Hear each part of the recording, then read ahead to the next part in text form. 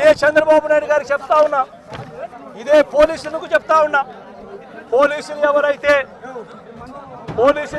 చంద్రబాబు నాయుడు గారిని మెప్పు కోసం, ఎవరైతే పోలీసులు చంద్రబాబు నాయుడు గారి మెప్పు కోసం ఎవరైతే వాళ్ళ టోపీ మీద ఉన్న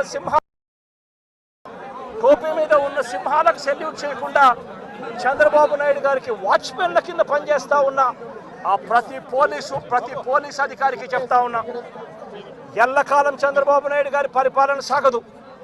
చంద్రబాబు నాయుడు గారి పరిపాలన త్వరలోనే వస్తుంది. ప్రతి పోలీస్ అధికారికి కూడా చెప్తా ఉన్నా, మీ బట్టలు తీస్తామని చెప్పి ప్రతి పోలీస్ అధికారికి చెప్తా ఉన్నా, మీ యూనిఫామ్ తీస్తాం, శబ్దం మిమ్మల్ని నిలబెడతాం, దోషులుగా మిమ్మల్ని నిలబెట్టి మీ యూనిఫామ్ తీయించి మీకు ఉద్యోగాలు లేకుండా చేస్తామని కూడా ఈ సందర్భంగా ఇప్పటికైనా చెప్తా ఉన్నా. ప్రతి పోలీస్ అధికారిలో కూడా మార్పు తెచ్చుకోండి. ఎల్లకాలం ఇదే పరిపాలన సాగదు. మీరు చేసిన ప్రతి పనికి కూడా వడ్డీతో సహా లెక్కేసి మిమ్మల్ని దోషులుగా నిలబెట్టి మీతో కక్కిచ్చే కార్యక్రమం ఖచ్చితంగా చేస్తామని చెప్పి కూడా ఈ సందర్భంగా ప్రతి పోలీస్ అధికారికి కూడా చెప్తా ఉన్నాం. స్టేట్ ట్రెజరర్గా పనిచేస్తున్నాను.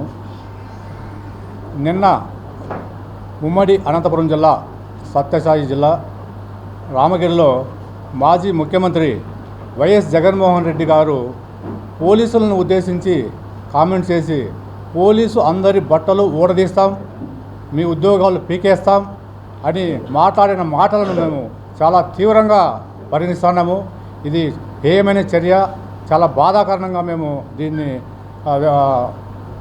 స్వీకరిస్తున్నాము. దీన్ని చాలా తీవ్రంగా కూడా ఖండిస్తున్నాం.